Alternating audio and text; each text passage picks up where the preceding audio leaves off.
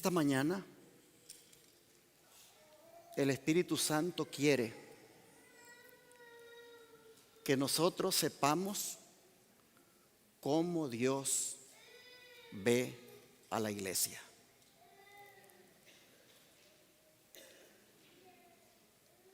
El Espíritu Santo, hermano y hermana, te trajo aquí ahora para que lo escuches, para que oigas y te des cuenta de cómo Jesús mira a su iglesia. Hoy vamos a ver lo que Dios sabe acerca de nosotros. Lo miraremos en este tema titulado La iglesia que sufrió el poder de Jezabel. Abramos la Biblia en Apocalipsis 2, versículos 18 al 20.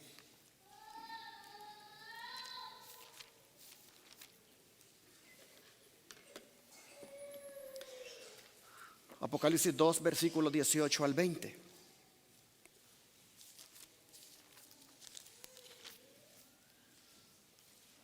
Dice la Escritura: y escribe al ángel de la iglesia en Tiatira, el Hijo de Dios, el que tiene ojos como llama de fuego y pies semejantes al bronce bruñido, dice esto: yo conozco tus obras y amor y fe y servicio y tu paciencia, y que tus obras postreras son más que las primeras. Pero tengo unas pocas cosas contra ti, que toleras que esa mujer Jezabel, que se dice profetiza, enseñe y seduzca a mis siervos a fornicar y a comer cosas sacrificadas a los ídolos.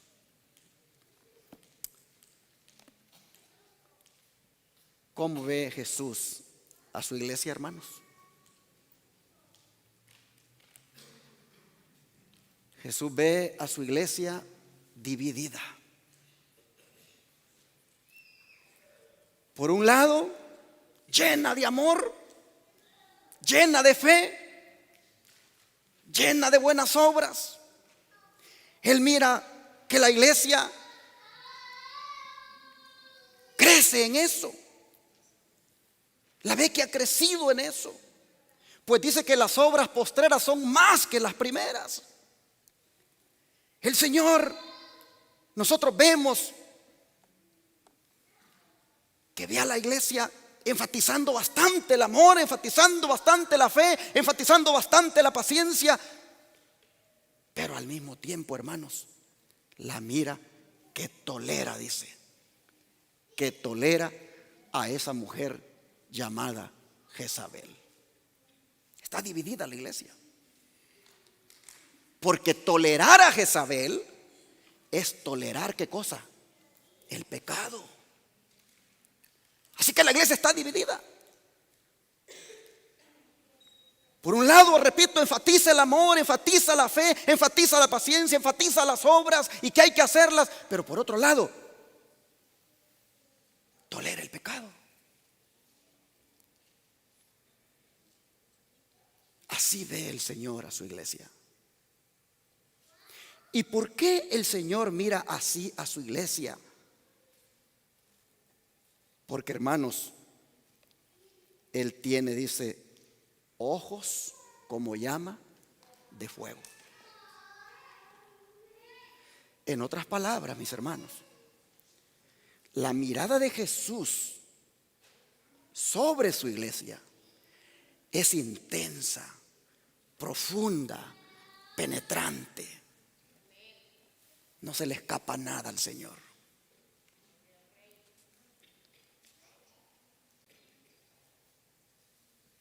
Y sus pies dice que son como el bronce bruñido.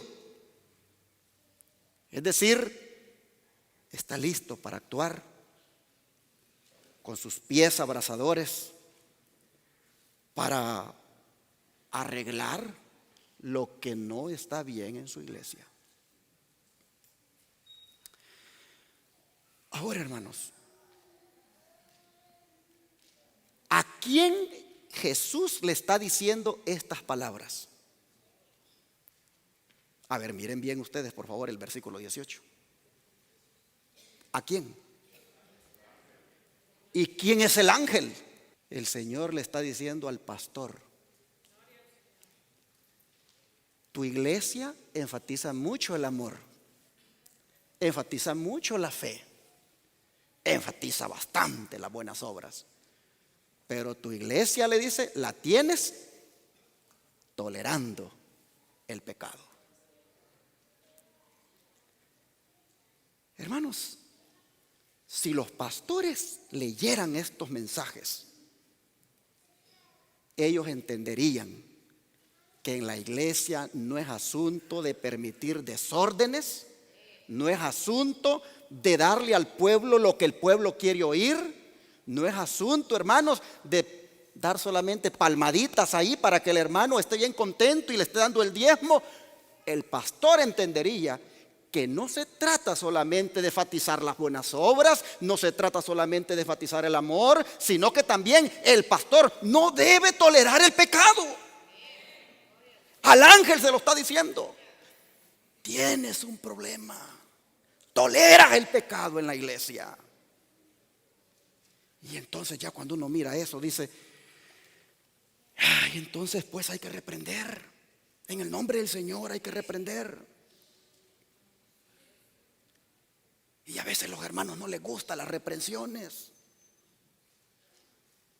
A veces los hermanos mejor deciden ya no venir y se buscan una iglesia por allí donde no les incomode nada, donde les digan que todo está bien. Pero hermanos, la responsabilidad del ángel, Dios le está dando este mensaje al ángel para que se lo diga a la iglesia. Que el amor es bien enfatizarlo, que la fe es bien enfatizarla, que la paciencia es bien enfatizarla, que las buenas obras es bien enfatizarla, pero no se tiene que tolerar el pecado. Ahora, hermanos, esto de tolerar el pecado es cuando uno de líder sabe lo que está sucediendo con los miembros, pero se hace, como dicen allí, el desentendido. Ahí lo deja pasar. Recuerda de que tienes que dar amor. Recuerda que tienes que predicar del amor. Recuerda que tienes que hacerle sentir a los hermanos que el Señor los ama. Tienes que todos los sábados predicarles de que Dios los ama y que por lo tanto nunca escojas temas, nunca prediques temas que haga sentir al hermano mal, donde el hermano se sienta condenado, donde el hermano se sienta confrontado. Hermanos,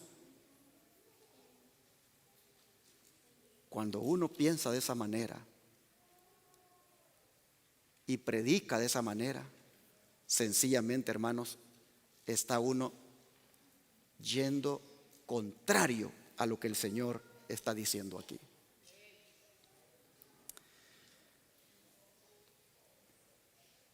La iglesia estaba bien por un lado, pero estaba mal por el otro. Tener a Jezabel dentro de la iglesia era tener ¿qué cosa? Era tener el mundo metido dentro de la iglesia. Tolerar a Jezabel era tolerar el mundo. Y esta Jezabel, cuando uno estudia el accionar de ella en el pueblo de Israel en los días del profeta Elías, y ve cómo también ha actuado dentro de la iglesia cristiana a través de la Roma papal. Y cuando uno mira también cómo actúa ahora en el pueblo de Dios, uno ve, hermanos, que hay un espíritu jezabeliano en todas las iglesias cristianas. Jezabel se mueve en las iglesias cristianas. Hay una declaración que quiero compartir con ustedes aquí en el Espíritu de Profecía y me voy a ir de una vez hasta acá, en este panfleto número 28, página 2. Aquel cuyos ojos son como llama de fuego está visitando cada iglesia en el mundo. Su mirada está atravesando cada corazón. Él está midiendo el templo y los adoradores allí, pesando todas sus acciones en las áureas balanzas del cielo y escribiendo el resultado en los libros de registro. Todo está abierto a la vista de aquel con quien estamos tratando. Él es discernidor de los pensamientos, intenciones y propósitos del corazón. Ninguna obra de las tinieblas queda escondida a su vista. El pecado no detectado por el hombre, no sospechado por la mente humana, queda anotado y registrado por aquel que escudriña los corazones. ¿Por qué? Porque su mirada es como llama de fuego. Es intensa, penetra, es profunda. Podemos estar en la oscuridad y allí su mirada está sobre nosotros. ¿Saben, hermanos, que esta iglesia de Tiatira, si bien es cierto, existió en los días del apóstol Juan, allá en aquella provincia romana de Asia, donde estaban esas 7 iglesias a las cuales Jesús le manda las cartas? Si bien es cierto, esa iglesia existió allí, por cierto, es donde está el país de Turquía ahora, allí fue donde existieron estas iglesias.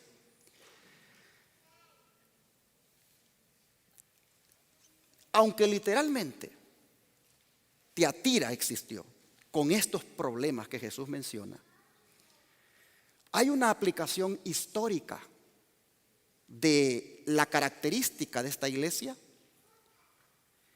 que se aplica, valga la redundancia, a la iglesia que existió entre los años 538 y 1798. Y por lo tanto, al estudiar el mensaje a la iglesia de Tiatira, tenemos necesariamente que hacer esa aplicación histórica y mirar qué ocurrió en esos años.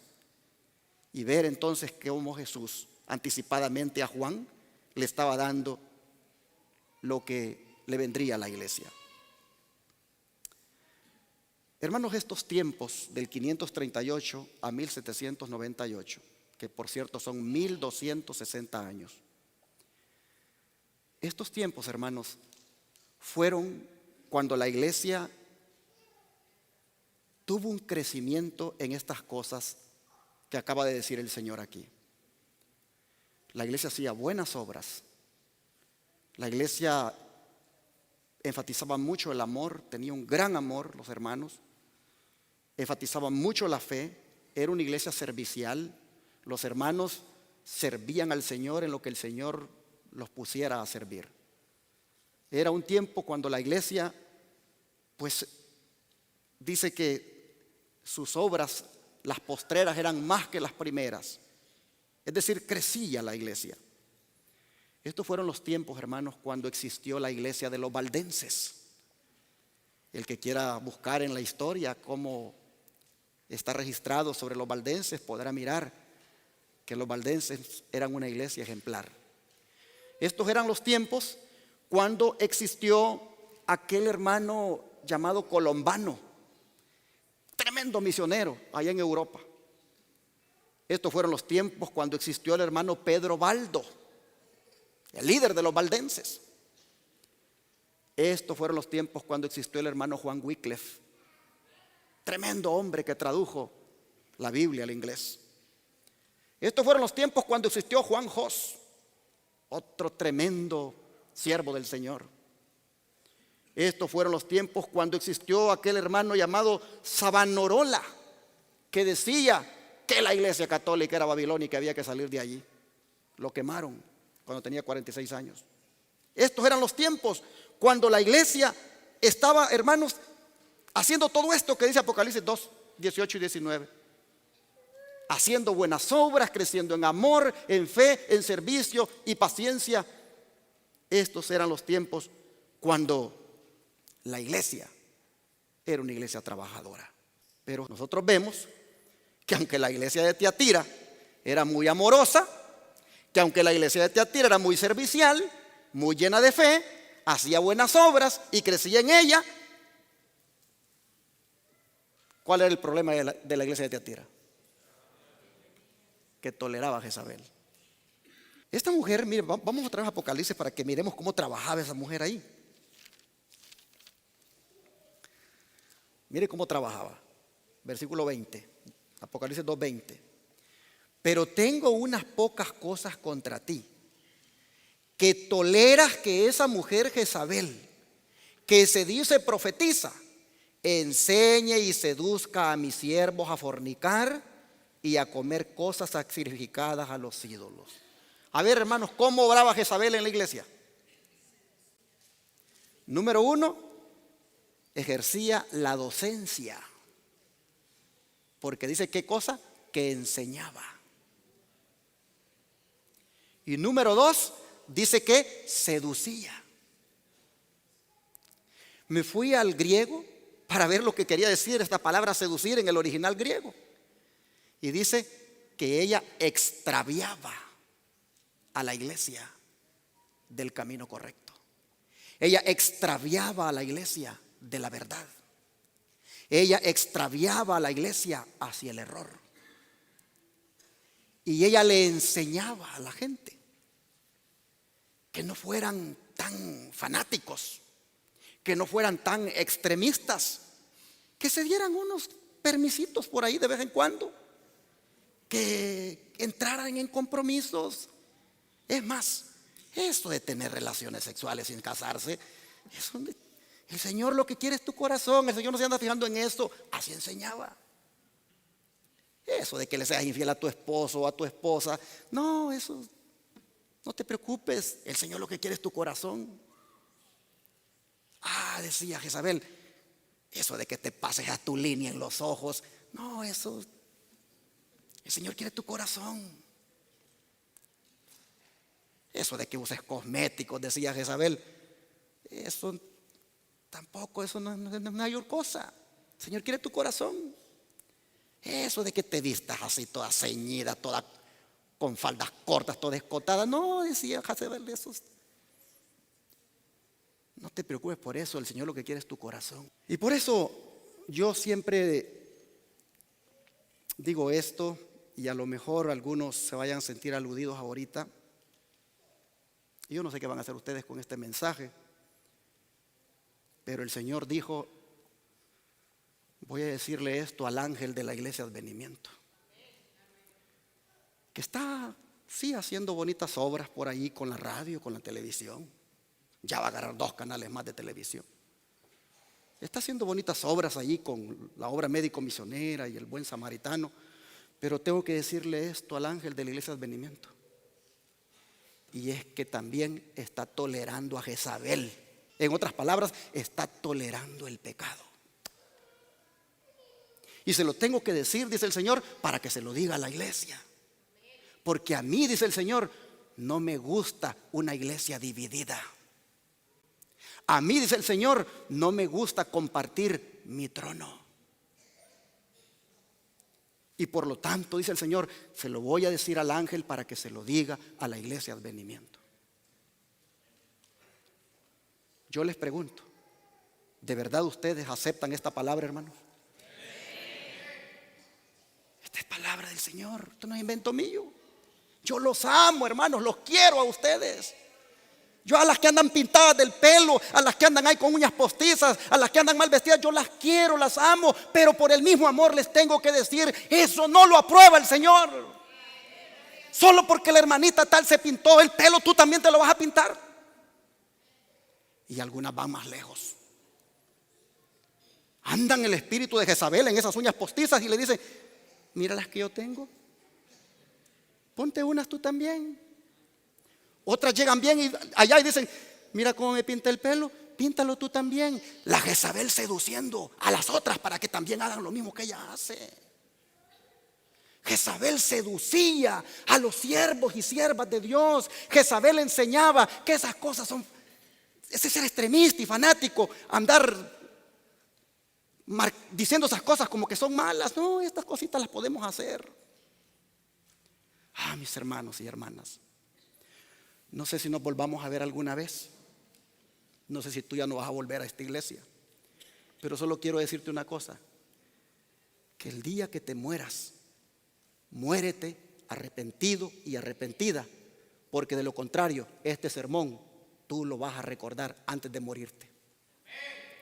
Que fuiste rebelde a la palabra, que te molestabas y que nunca quisiste cambiar. Y usted dirá: pastor, ¿por qué está hablando así en forma amenazante? Porque ya vamos a leer más adelantito que el Señor también amenaza. Pero estas amenazas son amenazas redentoras. Estas amenazas son con el propósito de redimir a sus hijos del pecado. Pero el Señor amenaza. Nunca había visto a mi Señor en el mensaje a la iglesia de Tiatira tan molesto, porque la iglesia está dividida. Enfatiza la gracia, enfatiza la fe, enfatiza el amor, las buenas obras, pero tolerando el pecado al mismo tiempo. Mis hermanos, esta Jezabel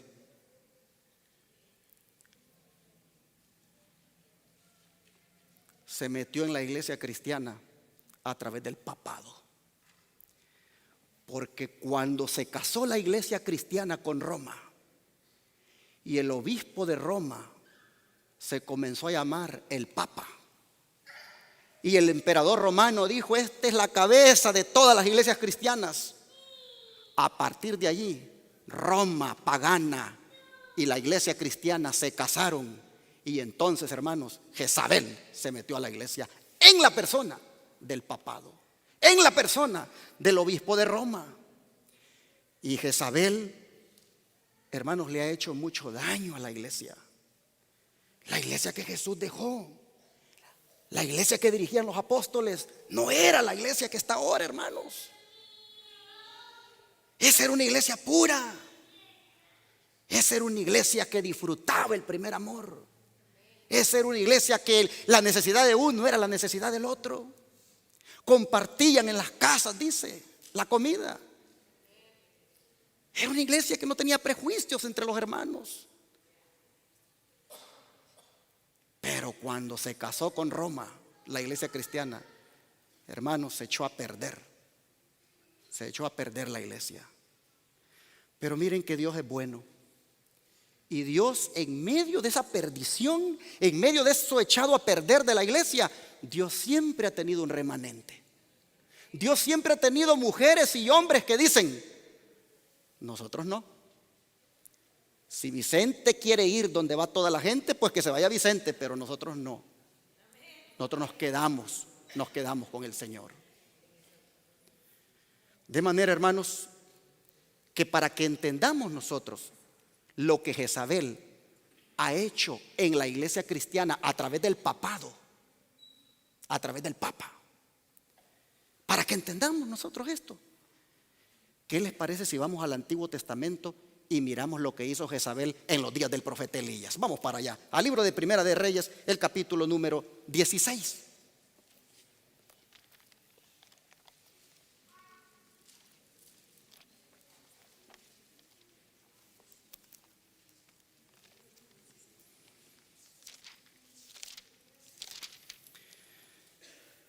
Y aquí en el versículo 30 y 31 nosotros encontramos lo siguiente: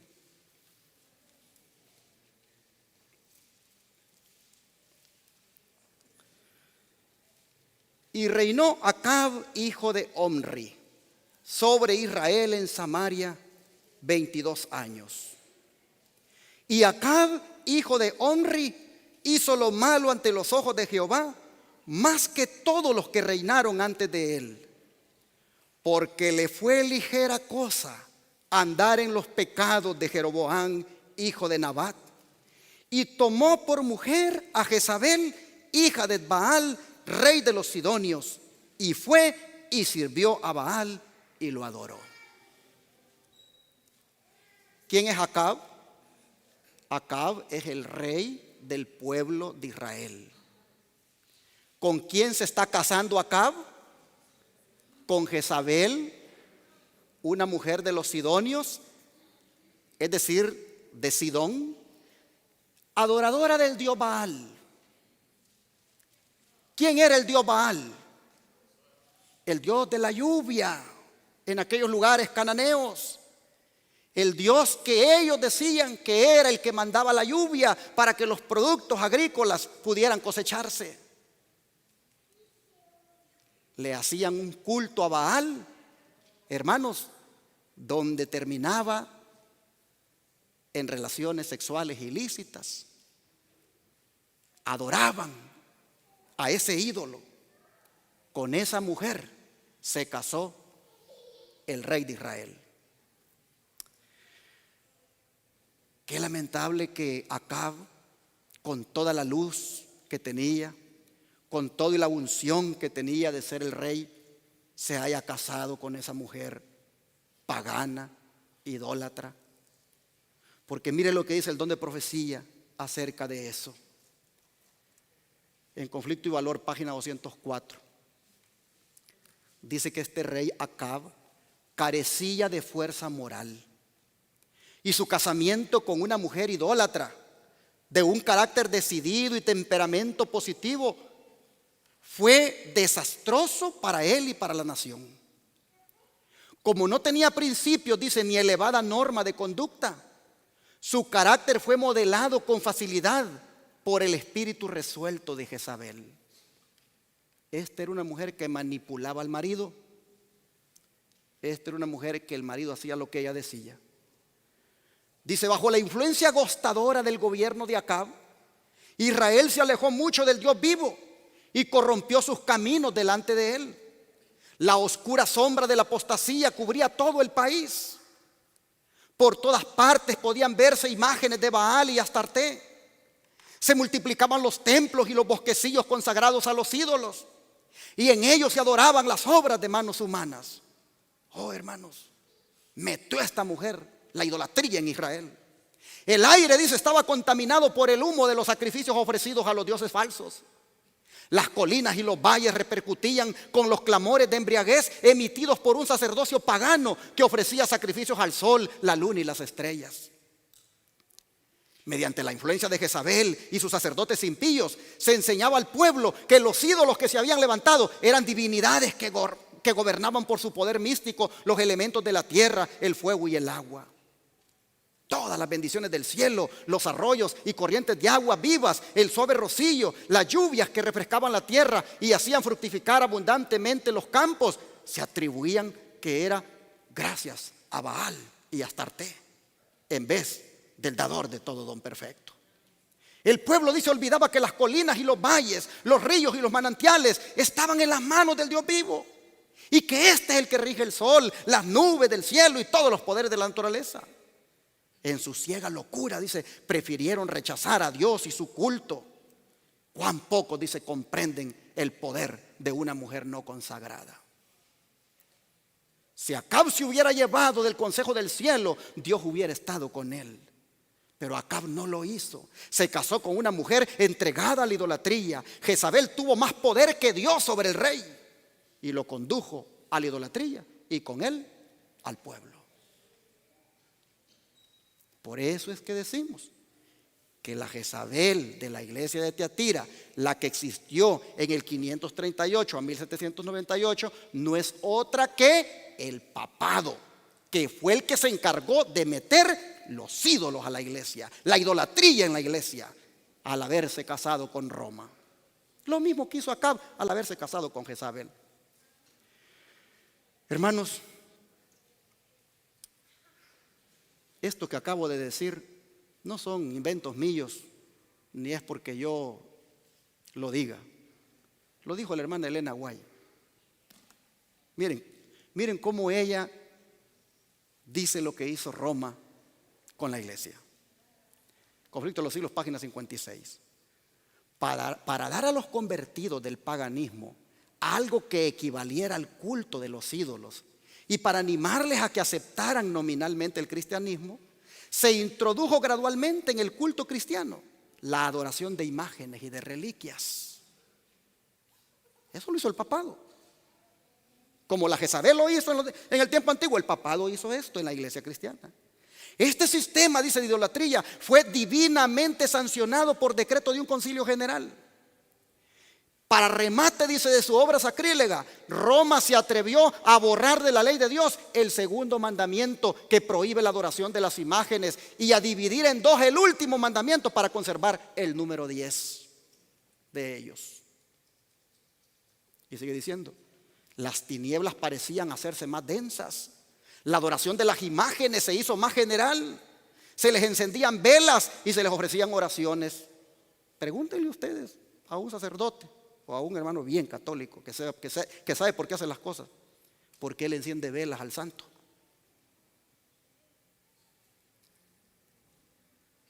Dentro de las varias creencias, dependiendo del país donde viva, le va a decir que las velas se encienden primeramente para que cuando él termine de rezar, esa vela siga rezando por él. O le va a decir también de que esa vela representa la luz que ese santo tuvo cuando existió. Le va a decir también de que esa vela representa la disipación de las tinieblas. Y también le va a decir que esa vela lo representa a él, porque Cristo dijo, ustedes son la luz del mundo.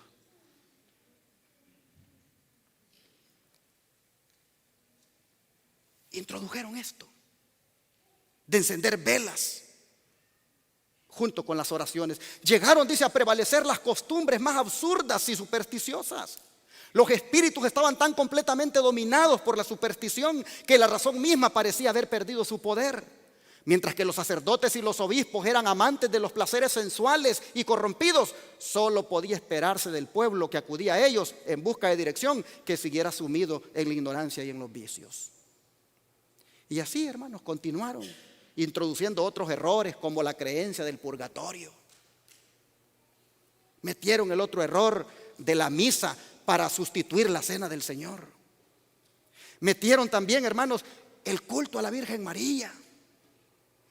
Metieron también las fiestas paganas que se celebran hoy, como la Navidad, Año Nuevo, Reyes Magos, San Valentín, Semana Santa o Día de la Coneja, Halloween, Día de la Madre, Día de los Muertos y tantas más. Las metieron al cristianismo. Y ahí están las iglesias seducidas por Jezabel celebrando esas fiestas. Pero no se quedaron allí, hermanos.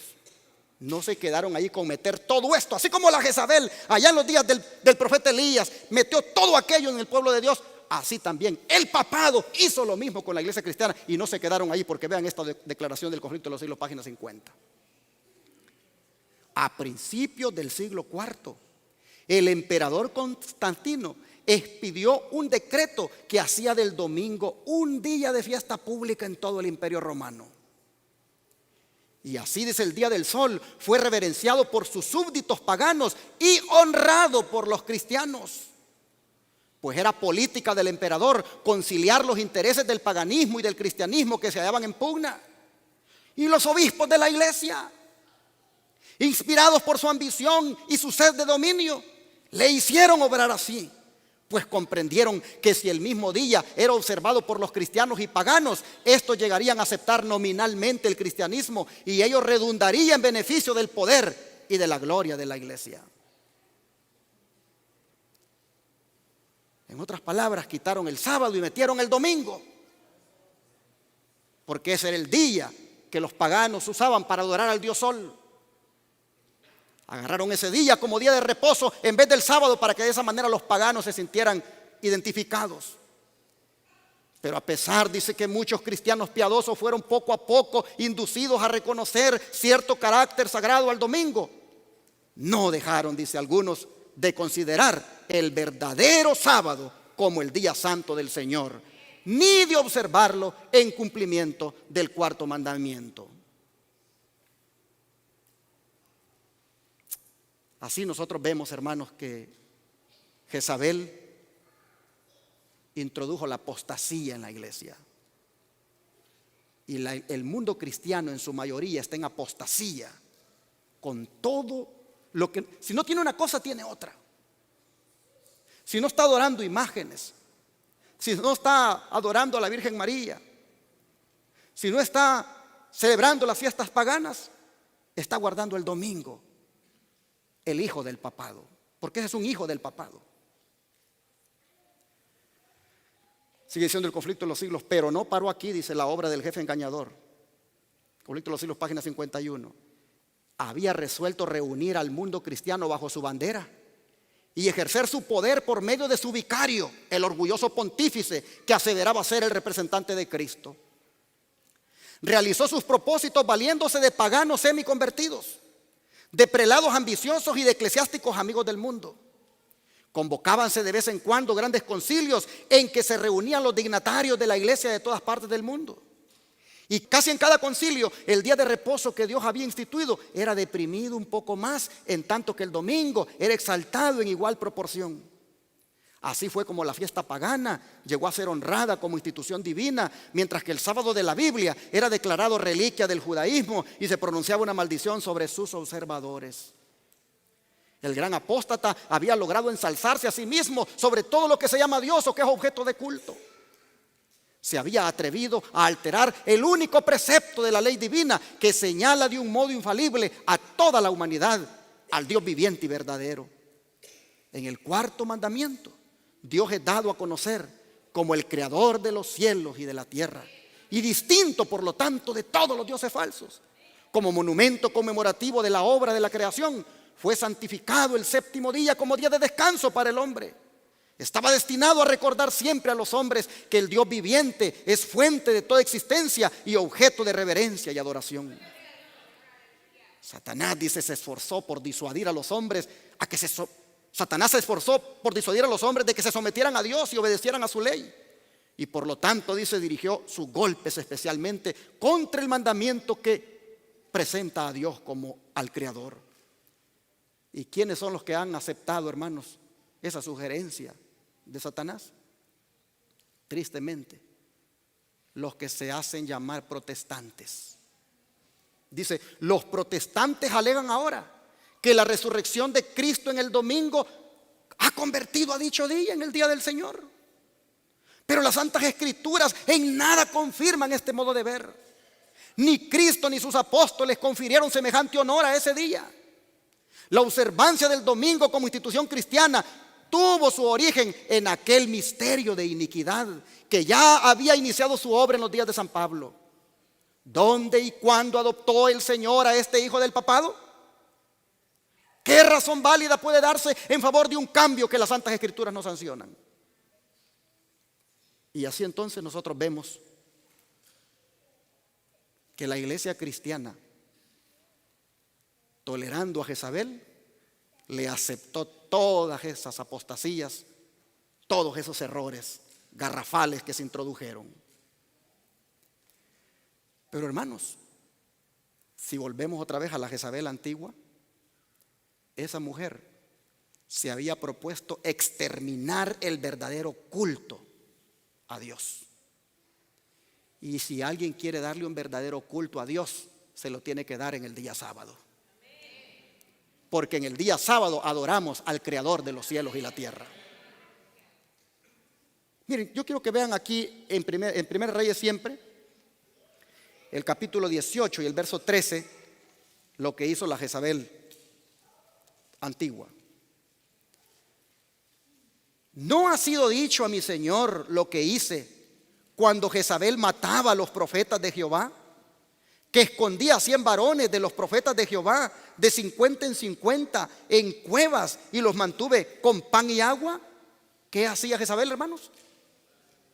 Le daba muerte a los profetas verdaderos del Señor. Jezabel dice que mataba a los profetas. Y aquí este siervo que está hablando con Elías le dice: yo tuve que esconder a muchos de ellos, de 50 en 50 en cuevas, a 100 de ellos, porque Jezabel andaba matando a los profetas. Hermanos, pero había un profeta que se destacaba entre todos los que el Señor tenía. Y ese profeta era ¿cuál? Elías. Pero mire lo que esta mujer dijo para ese profeta de Dios, Elías. Capítulo 19 ahora, versículo 1 y 2. Acab dio a Jezabel la nueva de todo lo que Elías había hecho y de cómo había matado a espada a todos los profetas.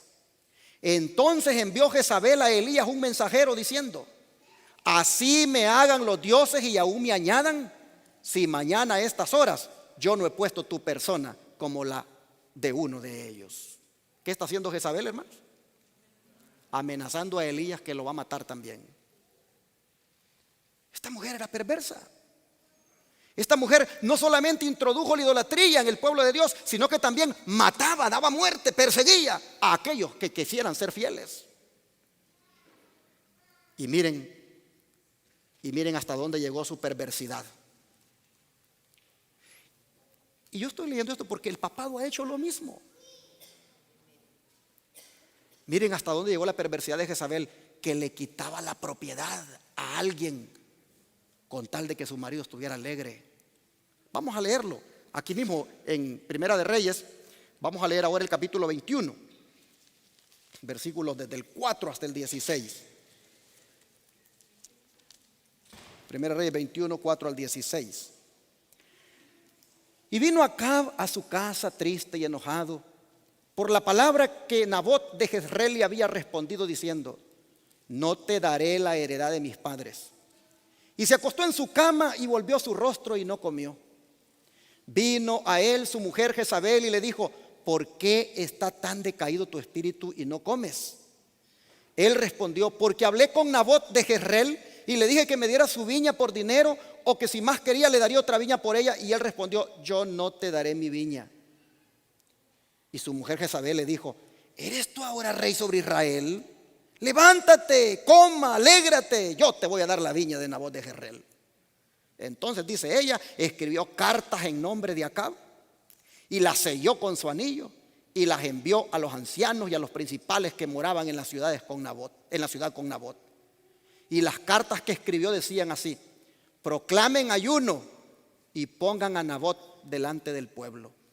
Y pongan a 2 hombres perversos delante de él, sí, perversos como ella, que atestiguen contra él y digan: tú has blasfemado a Dios y al rey. Y entonces sacadlo y apedreadlo para que muera. Y los de su ciudad, los ancianos y los principales que moraban en su ciudad, hicieron como Jezabel les mandó conforme a lo escrito en las cartas que ella les había enviado. Y promulgaron ayuno y pusieron a Nabot delante del pueblo. Vinieron entonces 2 hombres perversos y se sentaron delante de él. Y aquellos hombres perversos atestiguaron contra Nabot delante del pueblo diciendo: Nabot ha blasfemado a Dios y al rey. Y lo llevaron fuera de la ciudad y lo apedrearon y murió. Después enviaron a decir a Jezabel: Nabot ha sido apedreado y ha muerto. Cuando Jezabel oyó que Nabot había sido apedreado y muerto, dijo a Acab: levántate y toma la viña de Nabot de Jezreel, que no te la quiso dar por dinero, porque Nabot no vive, sino que ha muerto. Y oyendo Acab que Nabot era muerto, se levantó para descender a la viña de Nabot de Jezreel para tomar posesión de ella. Hermanos, miren, esta mujer está utilizando la misma religión de los judíos, está utilizando la misma fe del pueblo de Israel para cometer el asesinato, para expropiarle la propiedad a Nabot. Ayunen, les dice, proclamen ayuno. Invéntese uno de ustedes de que él ha blasfemado. Y como la ley decía que al que blasfemaba había que matarlo a pedradas, allí lo matan para quitarle la propiedad. Así era de perversa, hermanos, esta mujer. Ahora bien, Dios va a hacer justicia. Dios no va a permitir esas perversidades a Jezabel. De manera que mire lo que es el capítulo 21 ahora. Siempre aquí en el capítulo 21, pero ahora 17 al 25. Mire lo que dice Dios. Entonces vino palabra de Jehová a Elías Tisbita diciendo: levántate, desciende a encontrarte con Acab, rey de Israel, que está en Samaria. He aquí él está en la viña de Nabot, a la cual ha descendido para tomar posesión de ella. Y le hablarás diciendo: así ha dicho Jehová, no mataste y también has despojado. Y volverás a hablarle diciendo, así ha dicho Jehová, en el mismo lugar donde lamieron los perros la sangre de Nabot, los perros lamerán también tu sangre, tu misma sangre. Y dice, y Acab le dijo a Elías, y Acab dijo a Elías, me has hallado, enemigo mío. Él respondió, te he encontrado porque te has vendido a hacer lo malo delante de Jehová. He aquí yo traigo mal sobre ti y barreré tu posteridad y destruiré hasta el último varón de la casa de Acab, tanto el siervo como el libre en Israel. Y pondré tu casa como la casa de Jeroboam, hijo de Nabat, y como la casa de Baasa, hijo de Ahías, por la rebelión con que me provocaste a ira y con que has hecho pecar a Israel. De Jezabel también ha hablado Jehová diciendo, los perros comerán a Jezabel en el muro de Jezreel. El que de Acab fuere muerto en la ciudad, los perros lo comerán, y el que fuere muerto en el campo, lo comerán las aves del cielo. A la verdad, ninguno fue como Acab, que se vendió para hacer lo malo ante los ojos de Jehová, porque Jezabel, su mujer, lo incitaba. Así nosotros vemos que el Señor no va a permitir las injusticias de Jezabel, y le dice cómo va a morir. Le dice también a Acab qué va a pasar cuando él muera. El Señor, hermanos, va a actuar. Pero cuando ustedes ven a la Jezabel de Tiatira, ustedes ven que de la misma manera como Dios le dice a Acab cómo va a morir, y le dice a Jezabel cómo va a morir, ustedes ven que la Jezabel de Tiatira también el Señor la amenaza y le dice cómo va a terminar. Vamos a Apocalipsis otra vez, al capítulo 2. Y vean lo que dice aquí el versículo 21 y 22.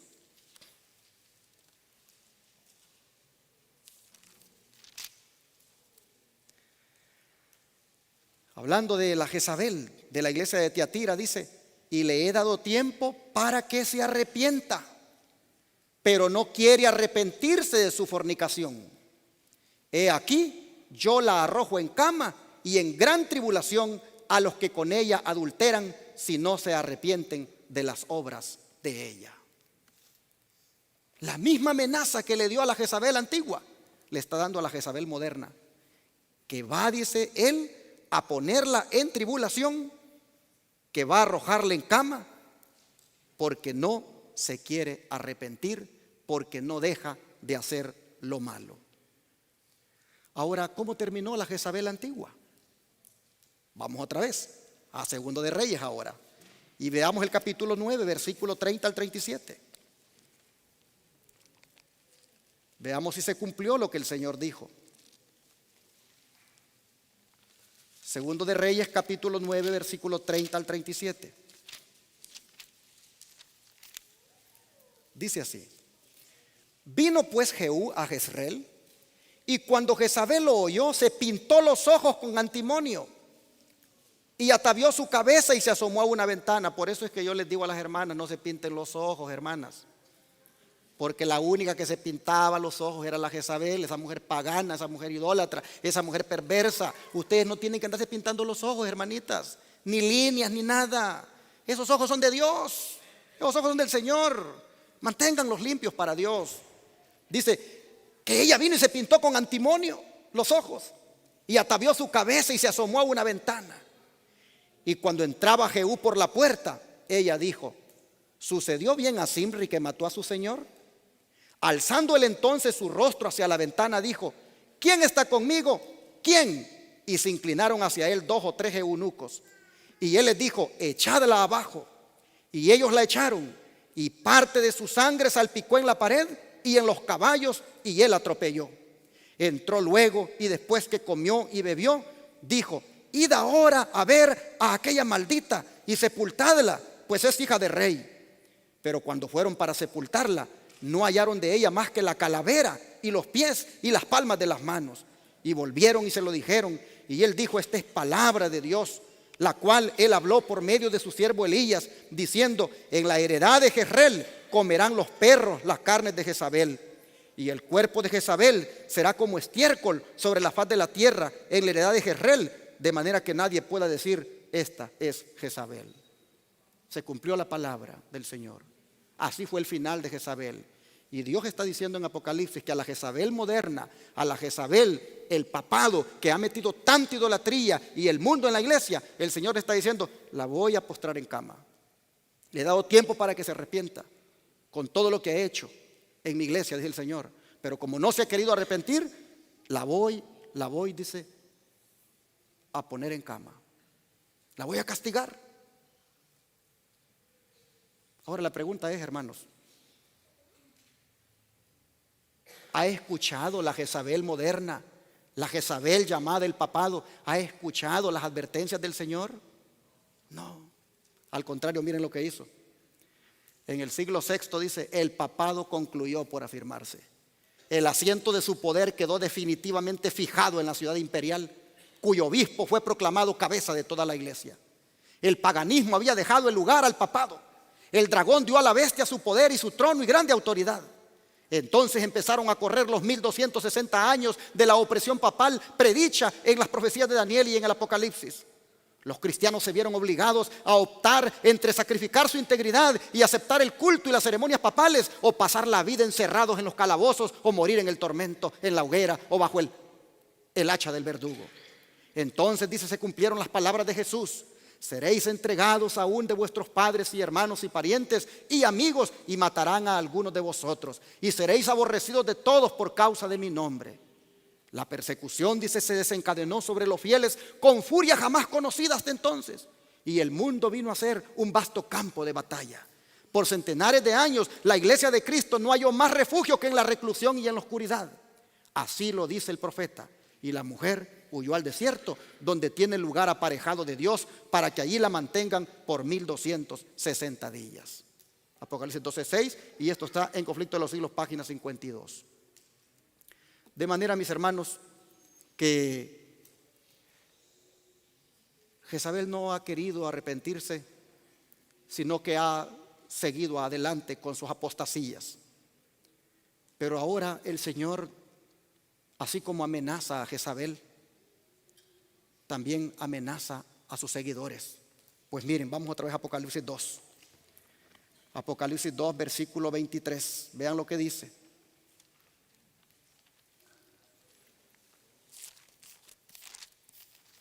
Dice: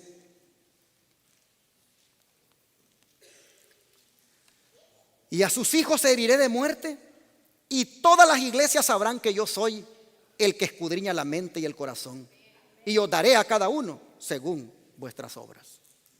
Nosotros vemos, mis hermanos, que ser seguidor de Jezabel, ser seguidor de las prácticas de Jezabel, andar uno, hermanos, vistiéndose como Jezabel, actuando como Jezabel, andar en esas doctrinas de Jezabel, hermanos, el Señor dice: lo mismo que voy a hacer con ella, voy a hacer, dice, con los que le sigan, con los que hagan lo que ella enseña.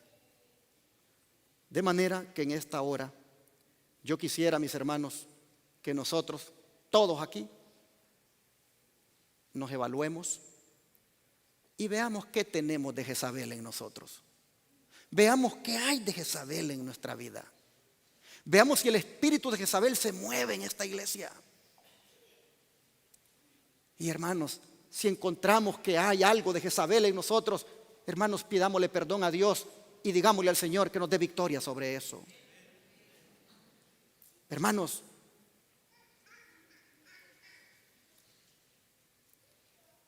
miren, muchos hermanos y hermanas en las iglesias cristianas están desagradando al Señor al permitir en sus vidas el mundo, al permitir lo que Jezabel ha introducido. Y si el Señor mandó este mensaje para el ángel, también lo manda para todos los que componen la iglesia. El Señor, hermanos, está diciéndonos a todos hoy que nos arrepintamos. El Señor nos está dando tiempo Mire lo que dice de Jezabel: le he dado tiempo, dice, para que se arrepienta, pero no quiere, dice. El Señor nos está dando tiempo, hermanos, para que nos arrepintamos del pecado, para que dejemos esas prácticas mundanas. Y como no quiere, dice el Señor, la voy a arrojar en cama, en gran tribulación, y también a los que adulteran con ella igualmente, porque no se arrepienten. Y a los hijos, dice, de ella, a sus seguidores, los voy a herir de muerte, para que todas las iglesias sepan, dice. Miren cómo habla Jesús. Y estos mensajes no se predican los domingos, no se predican los sábados. Todas las iglesias sepan, dice Jesús, que yo soy el que escudriño las mentes y los corazones. Yo sé lo que está pasando, dice. Yo sé cómo están viviendo. Y si siguen así, dice, pues voy a tener que proceder. Este tipo de mensajes son palabra de Dios, hermanos. Y tenemos que atesorarlas. Miren, ya viene diciembre. Ya se van a empezar a poner los arbolitos de Navidad en las iglesias. Ya Jezabel ya les está diciendo que compren el arbolito más bonito, el más caro, y que lo coloquen aquí en la plataforma. Ojalá que Dios nos dé dinero, hermanos, para construir un templo, para que nosotros ya no tengamos que estar viendo cosas aquí en este templo rentado. Gracias a Dios solo faltan 45,000 para pagar el terreno. Pero yo estoy seguro que el Dios que nos ha dado el dinero para comprar ese terreno también nos va a dar para construir un templo allí. De manera que ahí no hayan árboles, ahí no hayan flores de esas alusivas a la Navidad. Pero ya van a ver ustedes las iglesias adventistas.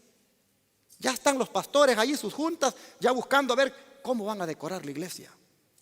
Jezabel ya está, hermanos, en las iglesias adventistas, metido con esto de la fiesta de la Navidad. Y el pastor lo está permitiendo. Hermanos, nosotros en la Navidad no deberíamos andar haciendo cenas especiales. En nuestras casas no deberían de haber arbolitos, no deberían de haber nacimientos, no deberíamos de andar repartiéndonos regalos. Esa es la fiesta más pagana que puede haber, hermanos. No permitamos que Jezabel, hermanos, no está en la iglesia, pero a veces lo tenemos aquí adentro en el corazón. Saquemos a Jezabel de nosotros. Miren, ya los ángeles del Israel moderno, porque el Señor está hablando al ángel de la iglesia, pero los ángeles del Israel moderno, es decir, de las iglesias adventistas, que no son otros que los pastores, ya ellos, hermanos, también han sido seducidos. No todos, pero en su mayoría. Ya han sido seducidos hasta el tipo de mensaje que tienen que predicar en este tiempo. Esos ángeles, hermanos, del Israel moderno, ya dejaron de predicar el mensaje distintivo adventista, que declara públicamente quién es Jezabel. Ya ellos ya no quieren decir eso. Y ellos están solamente predicando un mensaje ecuménico, un mensaje que todas las iglesias predican, un mensaje solamente de amor y tolerando el pecado en la iglesia. Por eso, mis hermanos, aceptemos el llamado que viene a continuación. Miren el llamado. Vamos a ver el versículo 24 y 25. Pero a vosotros, dice, y a los demás que están en Tiatira, a cuantos no tienen esa doctrina y no han conocido lo que ellos llaman las profundidades de Satanás, yo os digo, no os impondré otra carga, pero lo que tenéis, retenedlo hasta que yo venga. Hermanos, el llamado para nosotros es que seamos del remanente de Dios, de los que no van por donde va Vicente, de los que no van por lo que Jezabel ha introducido. El Señor dice, ustedes, los que están en Tiatira y que no tienen esa doctrina y que no han conocido lo que ellos llaman las profundidades de Satanás, no les voy a imponer otra carga, pero retengan lo que tienen. ¿Qué es lo que nosotros tenemos? Por la gracia de Dios, la verdad presente, el mensaje puro, el mensaje de verdad, el mensaje que no está contaminado, hermanos. Reténganlo, dice el Señor. ¿Hasta cuándo dice? Hasta cuando yo venga. En otras palabras, dice el Señor, sean fieles. Y luego mire lo que dice, versículo 26 y 27, porque da dos promesas a los que sean fieles.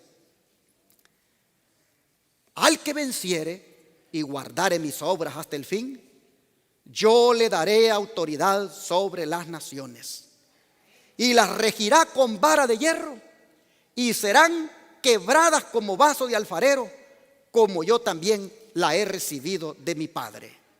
Y luego le va a dar algo más. Versículo 28. Y le daré, ¿qué cosa? La estrella de la mañana. La pregunta es, hermanos, ¿cuál es la estrella de la mañana? Dejemos que él mismo nos lo diga. Capítulo 22, versículo 16. Apocalipsis 22, 16. Dice: yo, Jesús, he enviado mi ángel para daros testimonio de estas cosas en las iglesias. Yo soy la raíz y el linaje de David, la estrella resplandeciente de la mañana. Dos cosas ofrece el Señor, hermanos.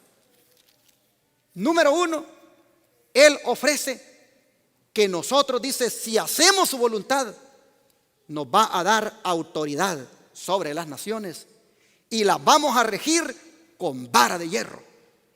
Y dice que serán quebradas estas naciones como vaso de alfarero. ¿Sabe lo que el Señor está diciendo? Lo que Él está diciendo es que nos vamos a sentar a reinar con Él.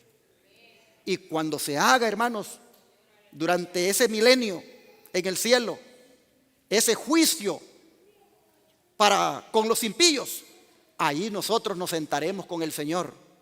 Y allí las naciones impías, junto con Jesús, dice que tendremos autoridad sobre ellas. Y junto con Jesús las vamos a regir con vara de hierro. Y allí las declararemos, pues, como perdidas para siempre, por cuanto no quisieron reconocer a Dios en su vida.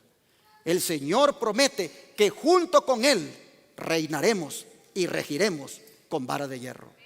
Pero también dice Él, si son fieles, si vencen todas estas cosas que Jezabel ha hecho, yo entonces, dice, también les voy a dar la estrella de la mañana, que soy yo mismo. En otras palabras, dice Jesús, yo me ofrezco para que tengamos una relación más estrecha.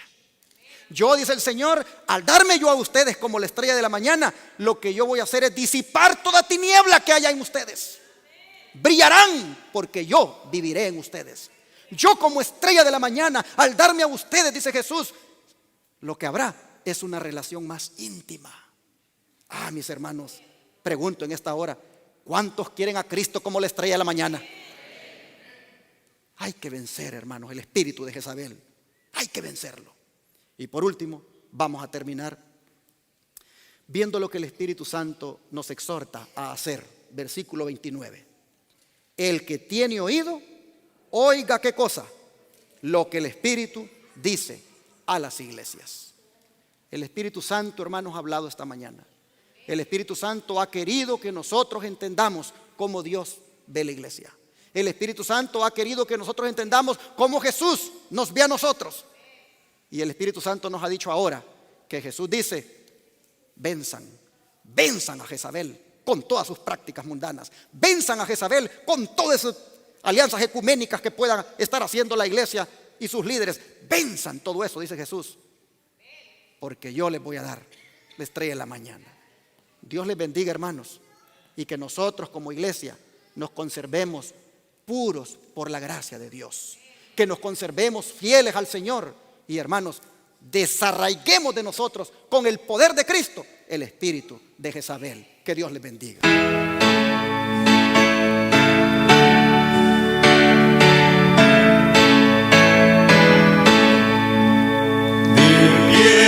De pie, cristianos, soldados de la cruz, seguid el estandarte de vuestro Rey Jesús, pues victoriosamente sus huestes andará, y al fiero enemigo pujante vencerá. De pie, cristianos, pues suena ya el clarín, llamando al conflicto al bravo paladín. Soldados varoniles,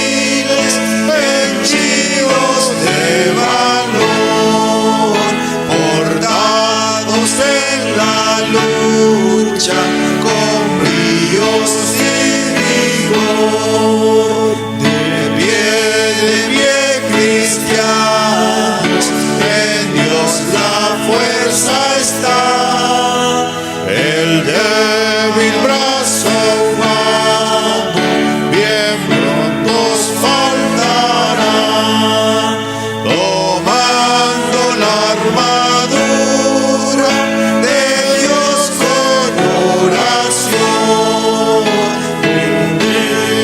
Tenemos llave y presto contestó. De pie cristianos, al fin el galardón.